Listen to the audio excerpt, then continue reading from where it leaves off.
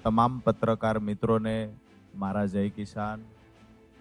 ખાસ કરી અહીંયા મંચસ પર બિરાજમાન ભારતીય જનતા પાર્ટીના મહામંત્રી અનિરુદ્ધભાઈ દવે, સાથે જ માન્ય ગોરધનભાઈ ઝડપિયા, માન્ય ભારતીય જનતા પાર્ટીના અગ્રણી વરદભાઈ બોગરા, પ્રદેશના મુખ્ય પ્રવક્તા ડોક્ટર અનિરુદ્ધભાઈ, અનિલભાઈ પટેલ, સાથે જ પ્રદેશ મીડિયા ઇન્ચાર્જ પ્રશાંતભાઈ વાળા, પ્રદેશ ઉપાધ્યક્ષ જયસિંહભાઈ સોલંકી, જયસિંહભાઈ ચૌહાણ, સાથે જ પ્રદેશ ઉપાધ્યક્ષ રસિકભાઈ પ્રજાપતિ અને અહીંયા મોટી સંખ્યામાં જ્યારથી હું જાહેર જીવનમાં આવ્યો ત્યારથી લઈ અને આજ દિવસ સુધી મને ક્યારેય એકલો નથી પડવા દીધો. ખંભે હાથ મૂકીને સાથે ઊભા રહ્યા છે એવા મારા ખેડૂત ભાઈઓ અને વડીલો. આમ તો હું 2017-18 થી ખેડૂતનું સંગઠન બનાવી ખેડૂતો માટે લડતો. ત્યાર પછી 2021માં એક રાજકીય પાર્ટીની અંદર હું જોડાયો. એક સ્વપ્ન લઈને નીકળ્યા હતા કે અમારા ખેડૂતને કેવી રીતે સુખી સમૃદ્ધ બનાવી શકાય, કેવી રીતે ખેડૂતને ગામડાઓની અંદર જ વસવાટ કરી રહે, ગામડાઓ ભાંગે નહીં, ગામડા તૂટે નહીં, ખેડૂતનું મજબૂત સંગઠન બનાવી નાના મોટા ખેડૂતના પ્રશ્ન હોય તો એને વાચા કેવી રીતે આપી શકાય.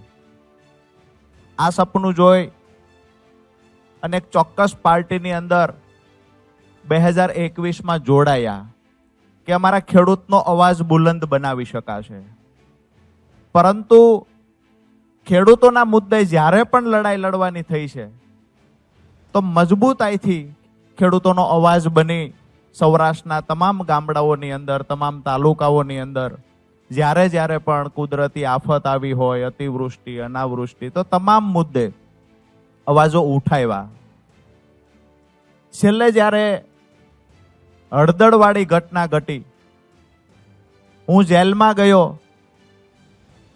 ઘણા બધા વિચારો આવ્યો, ઘણું બધું મંથન કર્યું. ત્યારે એક વાત ચોક્કસથી સમજાણી કે ખરેખર જો ખેડૂતોનું હિત ઈચ્છીએ છીએ, ખેડૂતના ખેતર સુધી સિંચાઈનું પાણી પહોંચાડવું છે, ખેડૂતોને સમૃદ્ધિ તરફ લઈ જવા છે, તો સત્તા પક્ષની સામે રહી માત્ર આંદોલનો કરી, જિંદાબાદ મુર્દાબાદના નારાઓ બોલાવી અને સતત સરકારનો વિરોધ કરીને ખેડૂતનું હિત નહીં કરી શકાય. ચોક્કસથી આપણો ચહેરો ચમકાવી શકાય. સરકારની સામે, સત્તાની સામે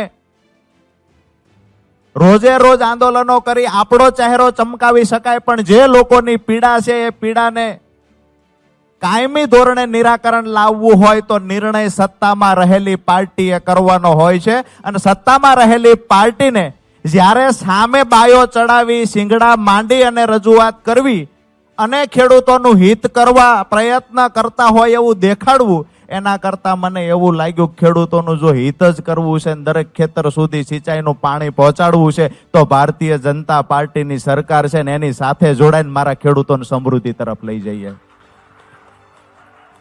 આવનાર દિવસોની અંદર જે લોકો પણ આજે જે પાર્ટીમાં હું હતો, આજે દુઃખ સાથે કહેવું પડે છે કે મેં 5 વર્ષ મફતમાં હાથીપણું કર્યું. અમારા ખેડૂતોની ભાષામાં કહીએ તો બદલામાં જે મળ્યું છે એ પણ ગુજરાતના ખેડૂતોએ જોયું છે. મારી વાત તો એટલી છે કે હું કોઈ પાર્ટીના મેન્ડેટ પર ચૂંટાઈને મેં પાર્ટી છોડી દીધી હોય તો મારા પર આક્ષેપ થવો જોઈએ. મેં તો મફતમાં હાથીપણું કર્યું હતું, શું કામ મારા પર આક્ષેપ કરો છો? અમારા ખેડૂત સંગઠનને મજબૂત બનાવી આવનાર દિવસોમાં ખેડૂતોના જેટલા પણ પ્રશ્ન છે એને વાચા આપી અને આજ ભારતીય જનતા પાર્ટીની સરકાર પાસે ખેડૂતોના કામ થાય ને એ અપેક્ષા સાથે આજ ભારતીય જનતા પાર્ટીનો ખેસ ધારણ કર્યો છે. પોતાનો ચહેરો ચમકાવવા માટે કે પોતાના રાજકીય રોટલા શેકવા હોય તો વિપક્ષમાં રહીને ચમકાવી શકાય ચહેરો, રાજકીય રોટલા શેકી શકાય, સહાનુભૂતિનો લાભ મેળવી શકાય, રોજ નવી નવટંકી કરી શકાય. પણ રાજુ કરપડા માટે નવટંકી કે ચહેરો ચમકાવવો વિશેષ નહોતો. મારા માટે વિશેષ એ હતું કે મારા ખેડૂતોના પ્રશ્નનું નિરાકરણ કેમ આવે, કેમ કરીને અમારા ખેડૂતો ગામડામાં વસી રહે, કેમ કરીને ગામડાઓ ટકાવી શકાય. તો સરકારની સાથે મળી અને સરકારની જે સાચી અને સારી યોજનાઓ છે એને દરેક ખેડૂતના ખેતર સુધી પહોંચાડીએ, ખેડૂતને લાભ અપાવીએ અને આવનાર દિવસોના જે પ્રશ્ન ખેડૂતના હશે એ સરકારમાં રજૂઆત કરીને સરકાર થકી ખેડૂતોના પ્રશ્નોનું સોલ્યુશન લાવશું. આ સપના સાથે આજે ભારતીય જનતા પાર્ટીમાં જોડાયા છીએ. અહીંયા મારી સાથે જે પણ મિત્રો ઉપસ્થિત રહ્યા છે, ઘણા બધા મિત્રોએ ટેલિફોનિક રીતે પણ મને શુભકામનાઓ પાઠવી છે, સતત મને સાથે છીએ એ આશ્વાસન આપ્યું છે. એ તમામ મિત્રોનો, વડીલોનો અને ખાસ કરીને મારા વાલા ખેડૂતોનો આજે જેટલો પણ આભાર માનું એટલો ઓછો છે. જ્યારે હું સૌરાષ્ટ્રમાં ખેડૂત સંકલ્પ યાત્રા લઈને નીકળ્યો, મેં દરેક સ્ટેજ પરથી પૂછ્યું છે કે હું આ સ્ટેજથી નીચે ઉતરી અને કોઈ પાર્ટીનો ખેસ ધારણ કરું તો તમને વાંધો નથી ને? ખેડૂતોએ બે હાથ ઊંચા કરીને કીધું છે અમને ભરોસો છે રાજુ કરપડા જે પાર્ટીમાં જશે ને ત્યાં ખેડૂતોનું સારું થવાનું હશે. આટલા માટે આપ સૌનો હૃદયથી ફરી વખત આભાર માનું છું. અહીંયા મંચસ પર બિરાજમાન મહાનુભાવો જેને ઉમળકાભેર સ્વાગત કરી અને એક વડીલની ભૂમિકા અદા કરી, ખંભે હાથ મૂકીને કહ્યું છે કે જે લડાઈ હશે એ લડાઈમાં બધા સાથે મળીને લડશું, ખેડૂતોનું ભલું કરશું. આપ સૌનો ખૂબ આભાર. એક એક પ્રશ્નના જવાબ આપીશું અને તર્ક સાથે જવાબ આપીશું. આપે જે વાત કરી કે ખેડૂતોની સ્થિતિ, તો ખેડૂતોની સ્થિતિ 100% સારી થઈ ગઈ છે આવું બિલકુલ નથી.